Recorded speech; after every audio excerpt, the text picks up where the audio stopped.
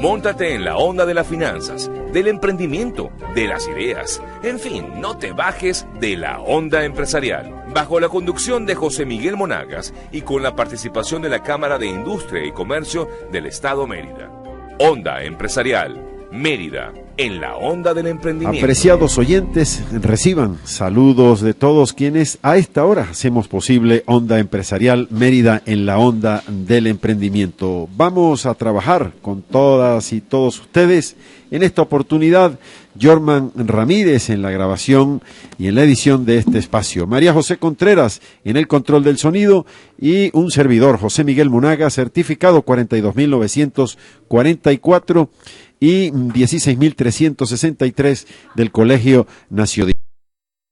Es grato para nosotros, pues, el primer programa de 2016, hoy con la doctora Cecilia Sosa Gómez, expresidenta de la Corte Suprema de Justicia, y con el doctor Román José Duque Corredor, profesor universitario, ex magistrado de la Corte Suprema de Justicia, y ahora presidente de la Fundación Alberto Adriani. Nuestro programa del día de hoy, pues toca elementos que todas y todos ustedes imaginan. Lo acontecido en los últimos días en la Asamblea Nacional, en el Tribunal Supremo de Justicia, temas que hoy debemos ahondar con quienes conocen a fondo el derecho venezolano. Pero vamos a iniciar nuestro espacio con el acostumbrado mensaje y la agenda de la Cámara de Comercio e Industria del Estado Mérida con la licenciada Elsie Maldonado, gerente general de la Cámara de Comercio e Industria de nuestro Estado, y luego pues vamos a escuchar un tema de la música venezolana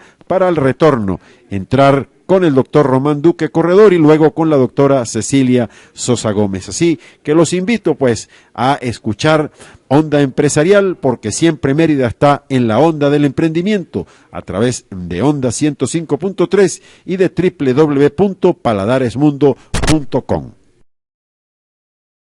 Buenos días a toda nuestra audiencia de Onda Empresarial Mérida en la onda del emprendimiento.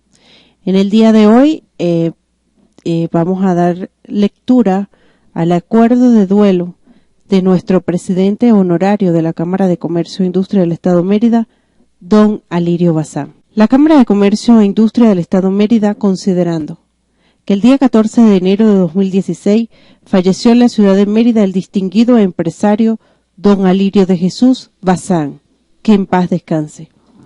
Considerando que don Alirio de Jesús Bazán fue presidente honorario de la Cámara de Comercio e Industria del Estado Mérida desde el año 2005, así como también ocupó diversos cargos en la directiva desde el año 1978 hasta el 2006.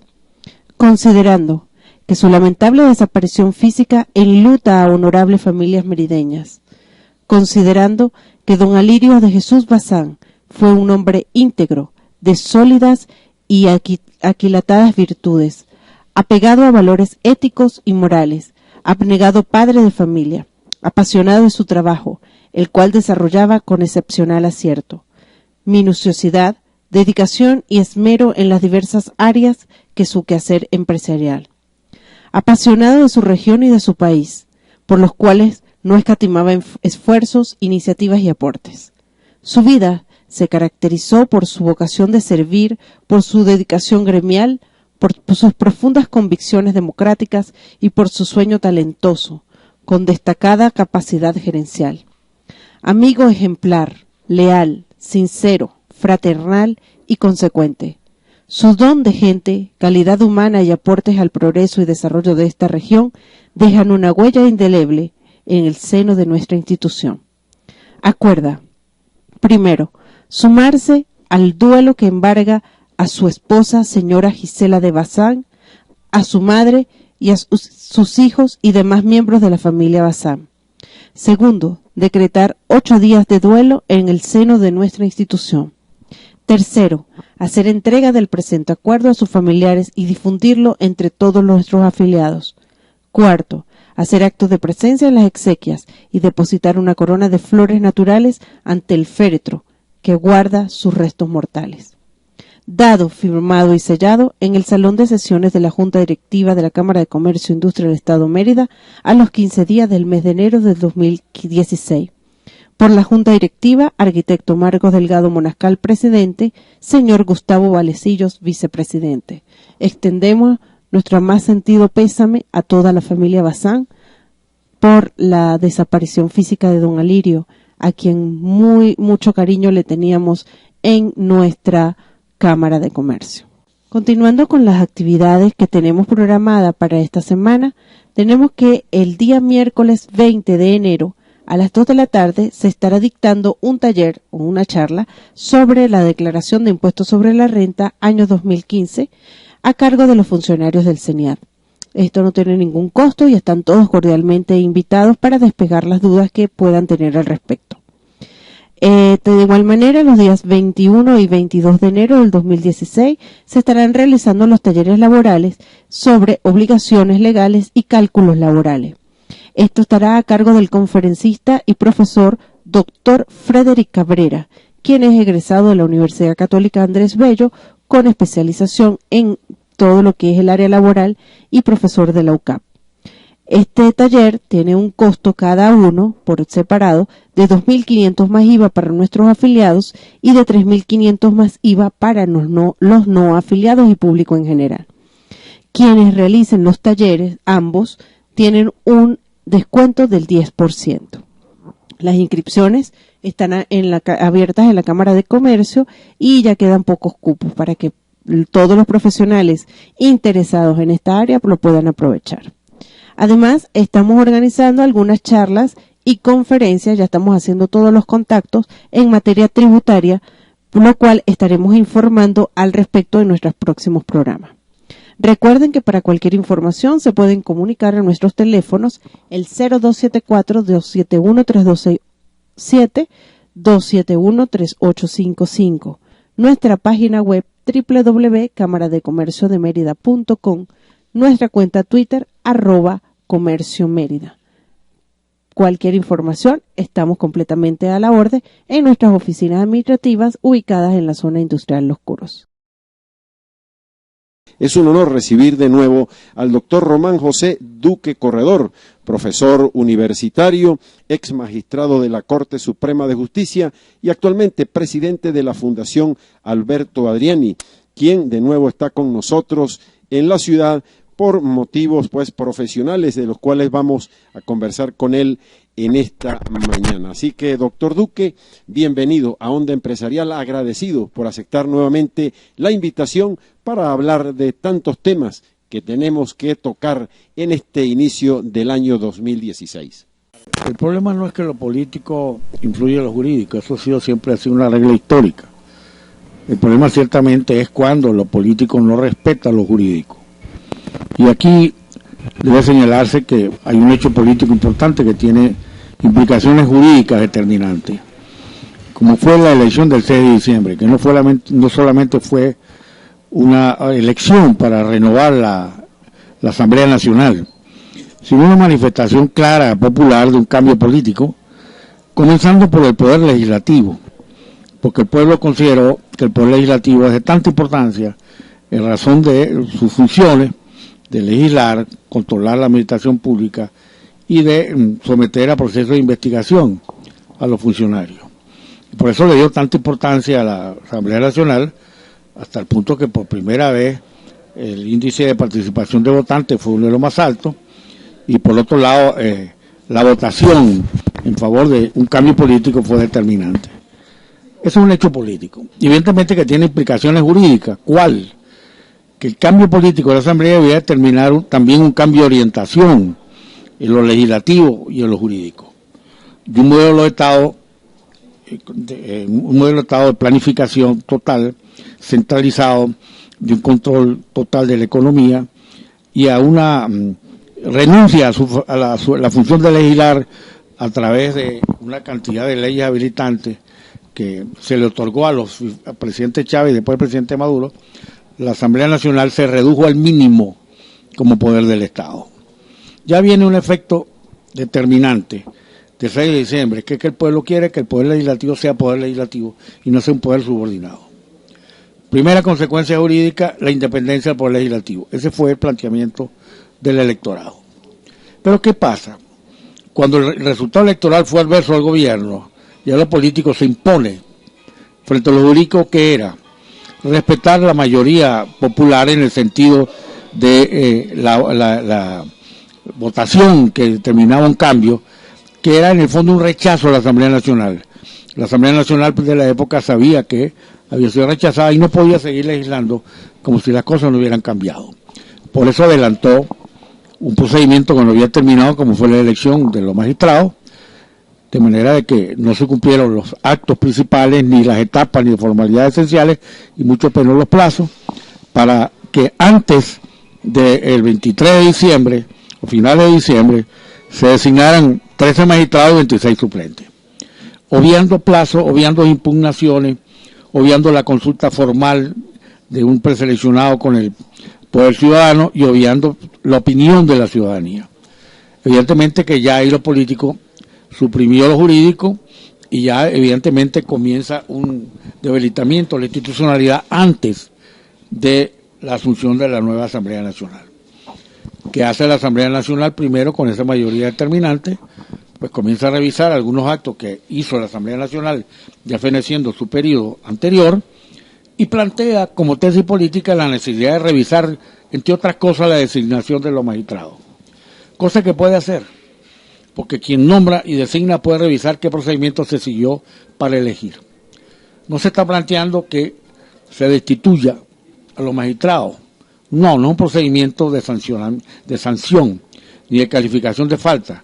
Es una revisión que hace la Asamblea Nacional de su potestad de revisar sus propios actos y de estimar que si en realidad se omitieron normas constitucionales y formalidades esenciales, se incumplieron los plazos y se eligió a personas que no tenían las condiciones, pues perfectamente pudiera llegar a decidir que todo el procedimiento es nulo y poder de nuevo reabrir todo el procedimiento para hacer una nueva convocatoria de postulaciones a diferentes cargos que quedarían vacantes en el Tribunal Supremo de Justicia.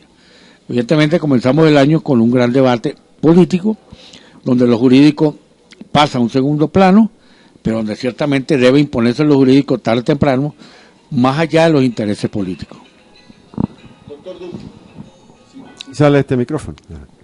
Doctor Duque, sumado a ello, ya la nueva asamblea que se eligió el 6 de diciembre y que se instaló el 5 de enero, nace con la ausencia de los parlamentarios que eligieron los habitantes de un estado, el estado Amazonas, en el sur de Venezuela, los cuales no tomaron posesión de sus cargos el 5 de enero, para lo cual ya la Junta Electoral del Estado los había proclamado, siendo juramentados al día siguiente, en la primera sesión luego de la instalación, y a los días, pues ellos solicitaron desincorporarse ante la decisión de la sala electoral. Tenemos conocimiento que la proclamación de un diputado no puede suspenderse, pero en la práctica ha sido así. Yo quisiera que usted se refiriera a este punto, porque uno de los estados de Venezuela actualmente está sin representación.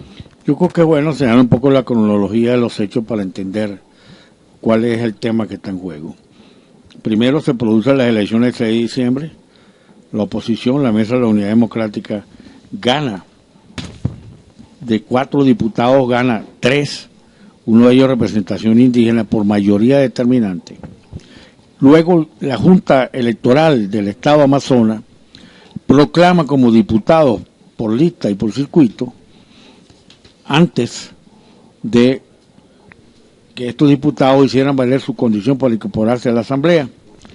Y luego el Consejo Nacional Electoral, y no la Junta Electoral del Estado Amazonas, proclama como diputado por la representación indígena a un candidato que se había postulado. Representación que obtuvo con votos del Estado Amazonas y el Estado Apure, no solamente con el Estado Amazonas. Razón por la cual al diputado indígena no lo proclama la Junta Electoral del Estado Amazonas, sino el Consejo Nacional Electoral, porque representaba a los indígenas del Estado Amazonas y a los indígenas del Estado Apure. Son proclamados. ¿Qué ocurre? Evidentemente que con estos 3 diputados de la Mesa de la Unidad Democrática, la oposición llegaba a los 112 diputados, que son las 2/3 partes, de 167. Esto evidentemente no le conviene al gobierno. Y entonces intenta un recurso de nulidad de toda la elección del Estado Amazonas. Es decir, desde la votación hasta la proclamación. Y le pide que mientras dure el juicio, suspenda los actos de votación, adjudicación, totalización y proclamación, que ya habían sido cumplidos y ejecutados. A esto, evidentemente, se opone la oposición desde un punto de vista político y jurídico, señalando que esto es desconocer la voluntad del pueblo y que además no podía suspenderse actos que ya se ejecutaron, ya se habían cumplido, que eran actos pasados. Sin embargo, la sala electoral, compuesta ya por 2 de los magistrados que habían sido elegidos en diciembre del año pasado y cuestionada su legitimidad, decide suspender la proclamación, que ya se había ejecutado. La Asamblea Nacional considera que en virtud de que se están suspendiendo actos cumplidos, la sentencia es inejecutable y decide, en virtud de sus atribuciones privativas de calificar a su miembro, incorporar a los 3 diputados de la oposición del Amazonas, que lo hace después de instalarse, no el día de la instalación. No hay problema en cuanto a la instalación o legitimidad de la Junta Directiva y la Asamblea Nacional, porque estos 3 diputados no se incorporaron ese día, sino después. Se incorporaron porque la Asamblea Nacional consideró que una sentencia que manda a suspender un acto que ya se ejecutó es inejecutable. Y hay una regla fundamental en materia de derecho que las sentencias inejecutables no son obligatorias. Y por esa razón consideró que no podía cumplirse la sentencia. Luego, el planteamiento es que hay desacato. Bueno, el desacato existe cuando, mediante una decisión voluntaria, no se ejecuta un acto de una autoridad, pero infundadamente. Pero cuando tú discutes la legitimidad de la autoridad que emite una orden y luego fundas el por qué no la cumple, no puede hablarse de desacato. No hay delito ni falta. Y por otro lado, nunca se notificó a la Asamblea Nacional de que se le está imputando un desacato cuando incorporó a los 3 diputados. ¿Qué ocurre? El gobierno nacional el partido de gobierno plantea lo que ellos llaman un conflicto de poderes, que es desconocer la Asamblea Nacional por la incorporación de los 3 diputados. Evidentemente que hay un conflicto grave de poder, porque entre otras cosas estaba pendiente la participación al presidente de la República de instalación de la Cámara y sobre todo la presentación dentro de los días siguientes del mensaje presidencial de la Nación. Y ahí se plantea otra circunstancia, que es que el gobierno acude a la Sala Constitucional a decirle que la Sala Constitucional no puede, la Asamblea Nacional no puede funcionar porque están incorporados supuestamente y legalmente 3 diputados y que por lo tanto hay una omisión constitucional que impide que el presidente presente su mensaje. Y le pide a la Sala Constitucional que tome las medidas para que el presidente pueda presentar su mensaje de comienzo de año sobre el plan de la nación. Se corría el riesgo que la Sala Constitucional dijera que en virtud de su omisión ella asumía las funciones del Poder Legislativo y que el mensaje lo presentara el presidente de la República en la Sala Constitucional o algo más grave, ante esos consejos presidenciales o esos parlamentos autónomos. Visto la situación que trastornaba todo el funcionamiento del Estado, puesto que se estaba desconociendo la legitimidad de todo el Poder Legislativo, los 3 diputados solicitan que se les incorpore temporalmente, en el sentido de que se acogen a la que la sentencia dice que mientras dure el juicio provisionalmente se suspende su proclamación como diputados electos. De manera que no han perdido el ser diputados electos, sino que está en suspenso la posibilidad de ejercer sus funciones como diputados. Es decir, está suspendida es la posibilidad de ejercer la diputación, pero no la investidura que viene en la elección. Y eso es bueno tenerlo claro. Yo considero, mi punto de vista muy personal, que en realidad fue el precio que pagaron los 3 diputados para destrancar el conflicto de poderes que perjudicaba a la nación y que evidentemente iba a significar un serio perjuicio para la economía, la estabilidad política, las relaciones internacionales, la seguridad jurídica del país, porque era un poder legislativo que el Ejecutivo desconocía, pues evidentemente no podía, a la hora de la verdad, funcionar normalmente. Y por otro lado, cuando la Asamblea Nacional consideraba que el Poder Ejecutivo estaba abusando de sus funciones, iba a desconocer también a los actos que pudiera dictar el Poder Ejecutivo, como por ejemplo aprobar créditos, aprobar presupuestos, aprobarles nombramientos, etcétera, o aprobarles decretos de emergencia como pudiera el presidente pensar, y lo ha hecho el día de hoy. Entonces pienso que fue una salida política a cambio del sacrificio de no ejercer durante un tiempo su función de diputado. Pero eso no significa renunciar ni a la investidura que viene de la elección, que se le mantiene, ni tampoco convalidar una sentencia inejecutable, porque los abogados saben que ciertamente tú puedes no estar de acuerdo con una sentencia, sin embargo ejecutarla y reaccionar contra ella denunciando los vicios de la sentencia. Y eso no quiere decir que tú estás convalidándolo, porque lo que es nulo absolutamente, lo que está viciado totalmente, no es convalidable ni con el asentimiento ni del tribunal ni de la persona. Ese es mi punto de vista, ¿sí? Se solucionó una crisis institucional con el sacrificio de separación temporal de 3 diputados, que tiene una consecuencia muy peligrosa, que es lo que tú has planteado, que hay un Estado que no tiene representación ante la Asamblea Nacional. Y esto es una cuestión a considerar, ya desde el punto de vista jurídico, porque la Constitución dice que la Asamblea Nacional está integrada por los diputados que se han elegido por lista y los diputados que se han elegido nominalmente en todos los estados. Es decir, que los integrantes de la Asamblea Nacional son los diputados elegidos en cada uno de los estados. Y aquí ocurre que en un estado no tiene representación en la Asamblea en razón de una decisión de la sala electoral que consideró que no debían incorporarse. No es que consideró que no habían sido elegidos, sino debían incorporarse. Entonces el tema está ahora, quiénes y cuántos integran los diputados de la Asamblea Nacional. Si vamos a la letra de la Constitución dice: los integrantes de la Asamblea son los diputados electos en los estados, que en realidad electos son 163. Los otros fueron electos, pero no están integrando a la Asamblea. Eso perjudica el electorado del Estado Apure, y sobre todo el electorado indígena, que no solamente, perjudica al Estado Amazonas y al electorado del Estado Apure, que también eligió a su representante. Este es un problema jurídico constitucional que debe ponderarse. Primero, el efecto jurídico. Ahora, ¿cómo se encuentra la mayoría de las 2/3 partes? Porque la mayoría simple, 85, no hay duda. Y la mayoría de las 3/5 partes tampoco.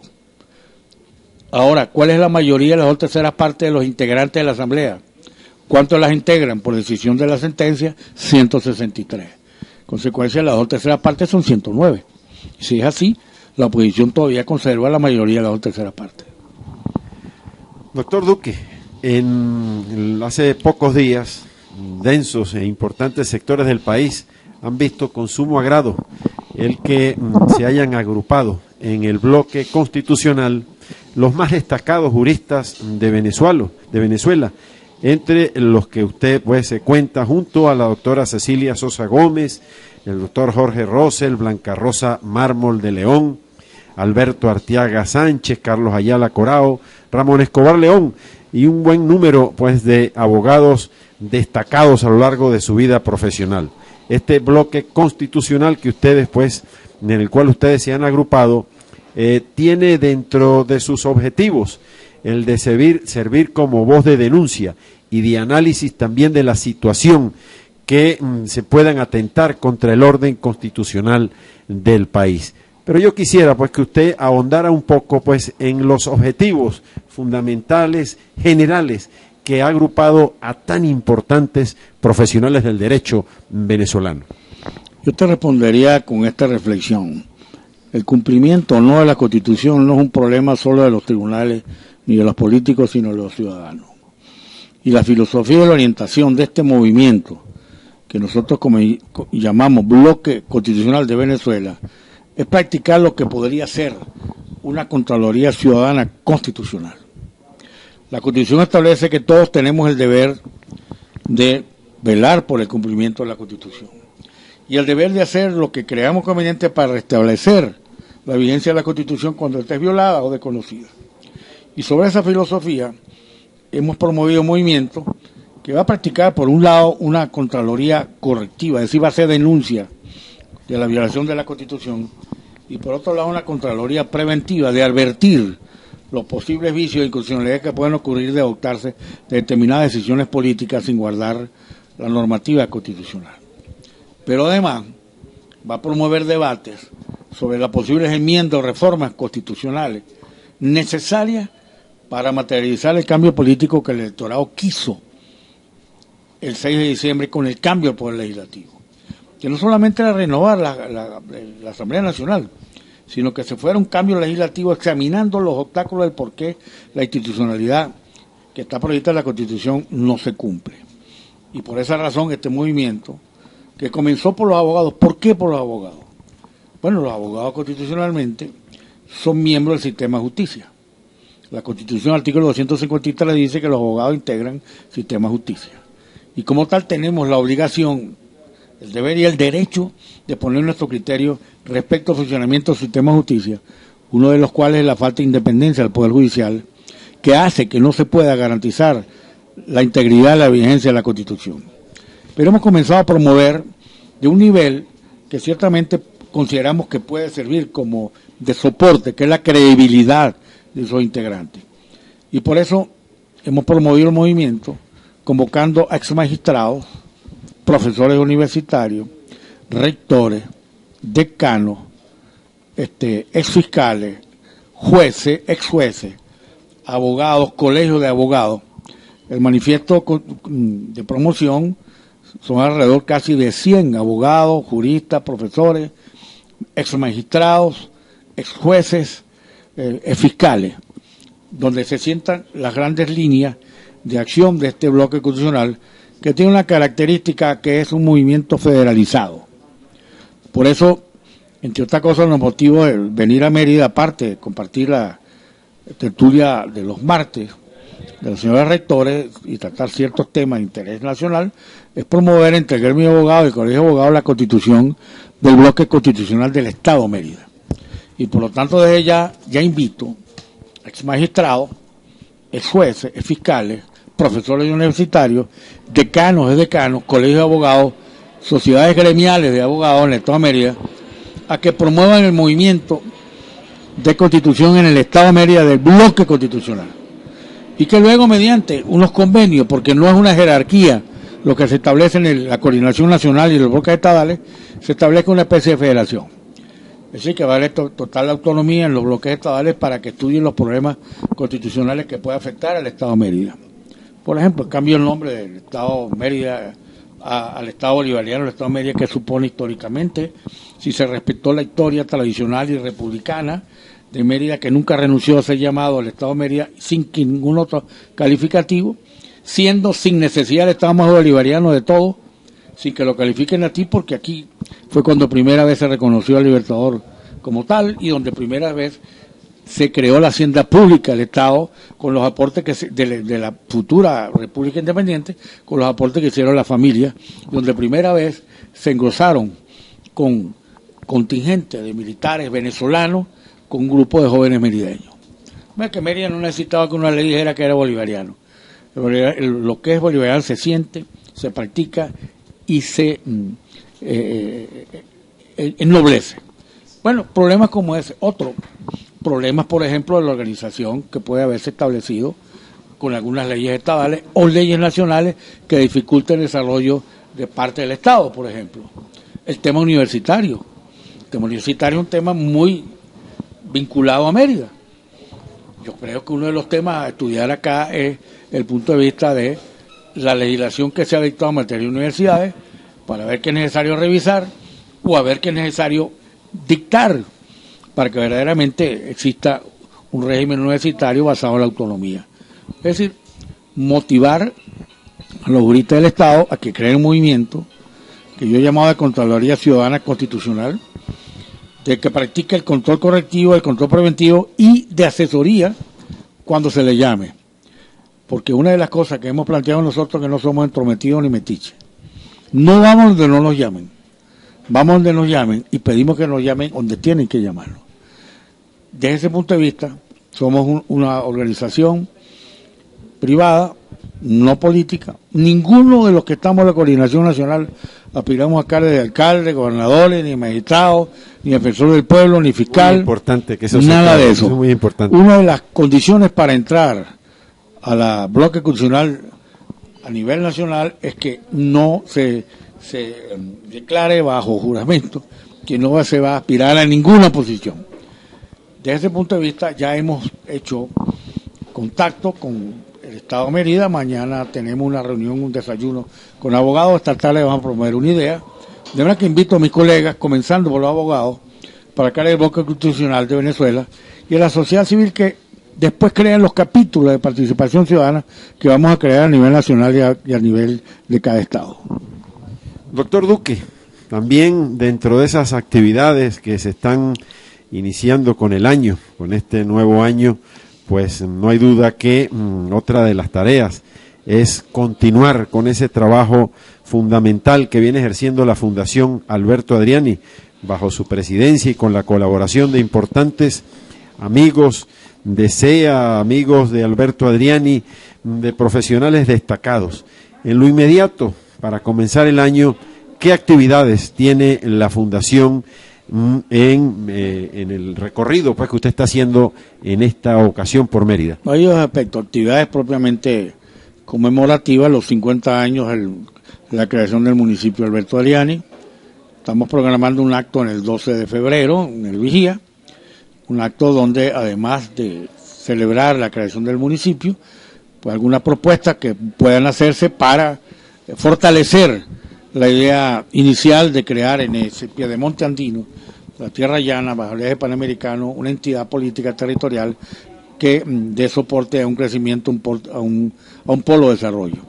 Luego, a nivel de académico, vinculado a estos temas, nosotros hemos celebrado convenios con el CIPROL de la Universidad de los Andes, con la Facultad de Ciencias Económicas y Sociales de la Universidad de los Andes, para estudiar temas de interés. Con CIPROL el tema del desarrollo de las ciudades, dentro del criterio de desarrollo sostenible y sustentable, dentro de la teoría que desarrolló el CIPROL de crecimiento de las ciudades. Con la Universidad Valle Monboy de Valera, que ha diseñado la metodología de las ciudades posibles, vinculado al tema que voy a referirme inmediato, que es la promoción del Distrito Metropolitano Panamericano para los municipios del primer nivel territorial del eje panamericano, en virtud que la Universidad del Valle Monboy ha desarrollado la teoría de las ciudades posibles y la teoría de la lugarización. Aparte de eso, con la Cámara de Comercio e Industria del Estado de Mérida, pues también hemos tenido acercamiento y vamos a firmar un convenio para llevar a cabo actividades de desarrollo económico dentro del criterio de la descentralización política administrativa, del federalismo democrático. De manera de que la Fundación Alberto Adriani quiere vincularse a la región occidental y no quedarse solo encerrado en los salones de su sede en Caracas. De manera que invito pues primero al acto del 12 de febrero en el Vigía, la conmemoración de los 50 años.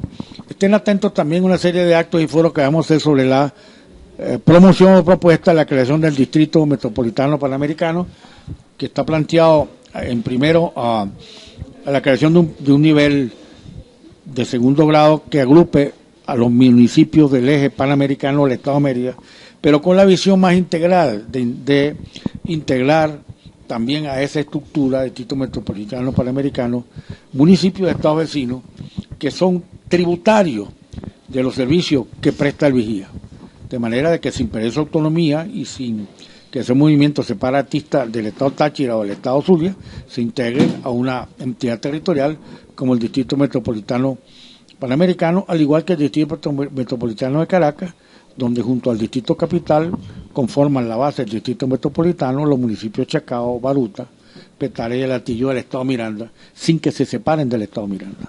Bien, doctor Duque, queremos darle las gracias por habernos permitido conversar estos minutos y tomar de su agenda estos minutos para conversar y que todos los merideños nos escuchen a través de Onda 105.3 y de www.paladaresmundo.com.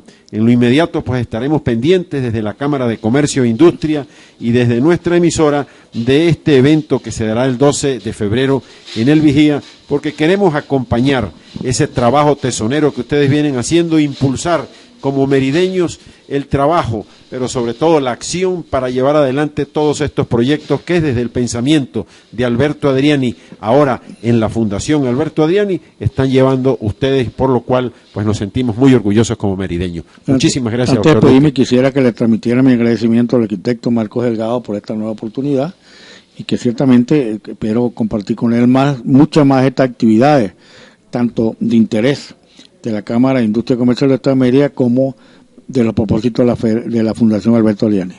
Muchísimas gracias, doctor Duque. Nosotros continuamos con más de Onda Empresarial, Mérida en la onda del emprendimiento.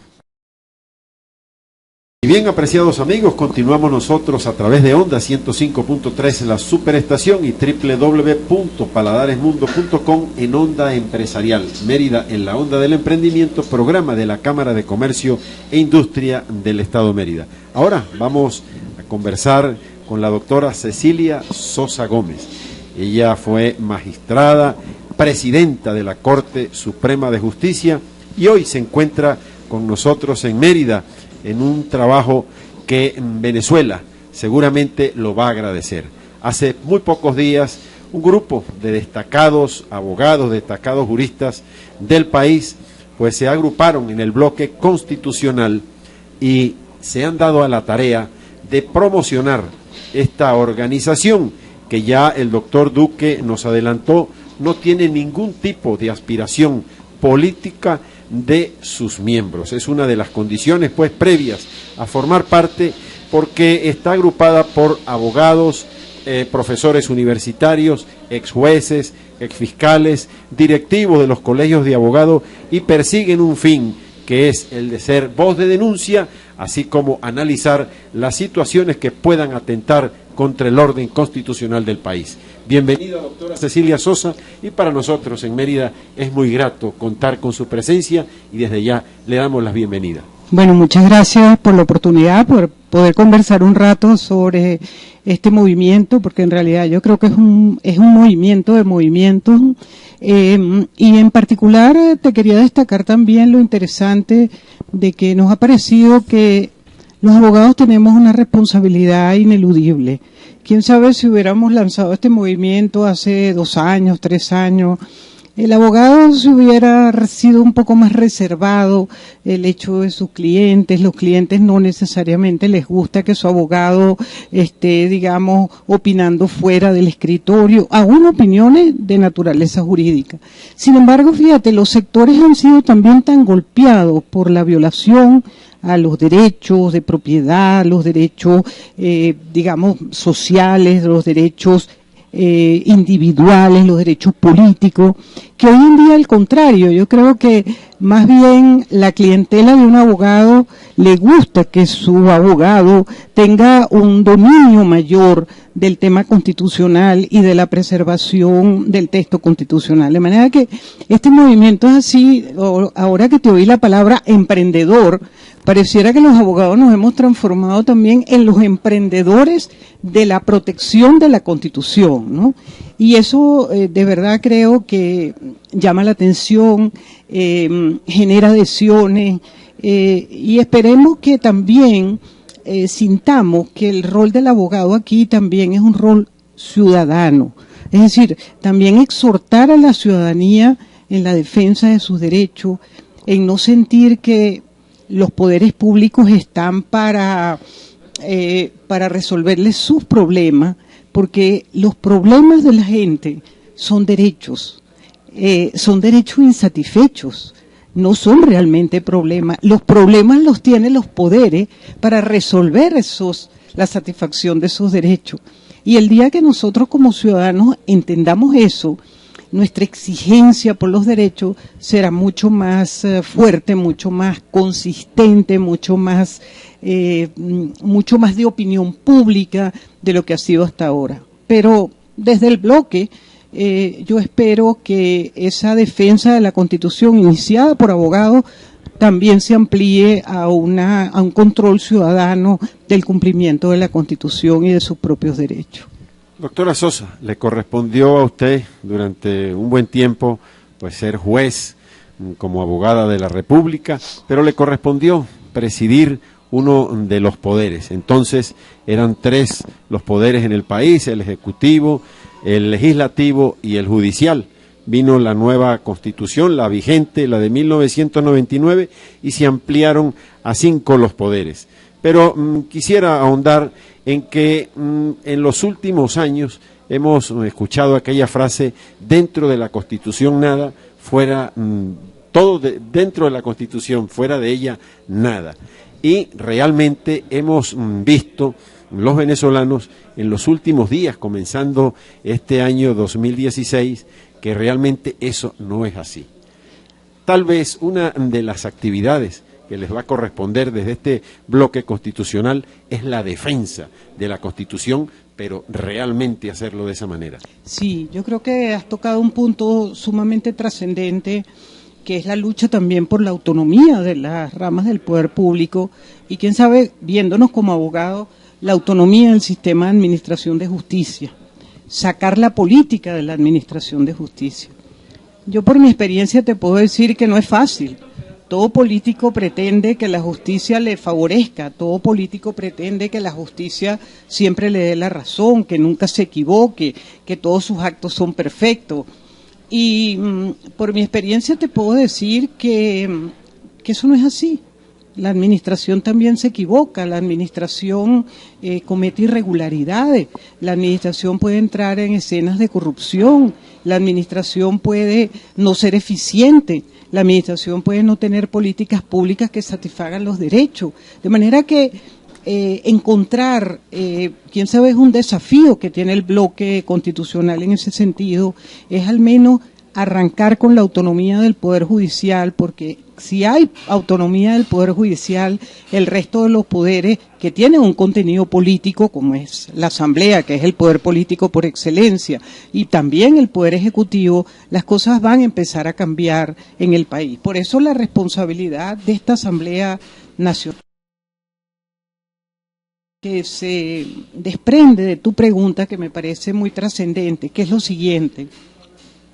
Estamos viviendo un sacudón institucional y ese sacudón se origina porque uno de los poderes, de los 5, está tratando de decirle al país: yo quiero ser independiente, yo no quiero seguir instrucciones de otro poder, yo quiero ejercer mis competencias, no quiero invadir las de otro poder, pero yo necesito para satisfacer a mis electores en la función que me corresponde de legislar, de controlar, de investigar, que son las 3 funciones claves de un parlamento.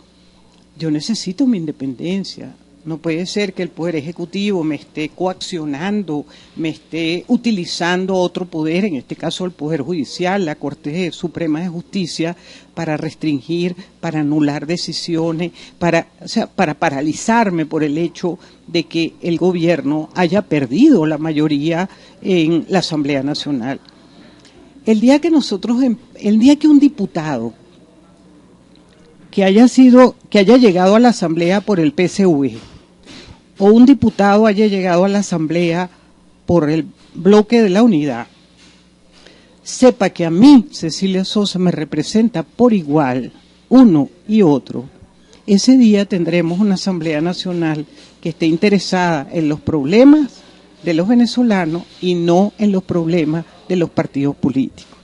Y eso lo consagra la Constitución cuando dice: un diputado no puede votar en la Asamblea por instrucciones de nadie, y él vota en conciencia. Eso significa precisamente que ese diputado llegó por el origen político que haya llegado, está pendiente de mí, que lo llevé ahí para que me represente como pueblo y como Estado de la Unión Venezolana. Así es, doctora. Ya para finalizar, porque pues, los compromisos así lo ameritan, es muy admirable pues el que usted, el doctor Román Duque Corredor, pues estén recorriendo el país para llevar el mensaje que quieren los venezolanos. Los venezolanos queremos vivir en paz, queremos buscar soluciones a todos los problemas que nos aquejan Y eso se puede hacer siempre con la voluntad, pero también con la moral. Sí, y la moral, pues, no todos pueden decir, la tienen en alto grado. A Dios gracias, pues, conocemos su desempeño profesional como magistrada, como juez, como presidenta de la Corte Suprema de Justicia, y realmente, pues, agradezco en nombre de la ciudad, en nombre de Mérida, de que ustedes hoy estén visitando a Mérida para traer ese mensaje, el mensaje del bloque constitucional, porque realmente hay que hacer valer los derechos nuestros, y eso hay que hacerlo también con conocimiento de causa. Sí, unas palabras para terminar. Quiero decirle a todos los merideños que también nosotros venimos a recabar inquietudes, también venimos a recabar ideas. Nosotros no las tenemos todas, y parte de atender a la región es que la región también sienta que organizándose como bloque en el Estado va a tener también una voz importante que transmitir al país en nombre inclusive de su propio Estado. Así que yo tengo mucha confianza que el Estado de Mérida va a ser unos pioneros en la defensa de la Constitución y precisamente en la reinstitucionalización del Estado de Derecho en Venezuela, porque además es la cuna de muchos juristas venezolanos. Agradecido, doctora Cecilia, por habernos permitido pues estos minutos y transmitir y compartir con los merideños a través de Onda 105.3 y www.paladaresmundo.com.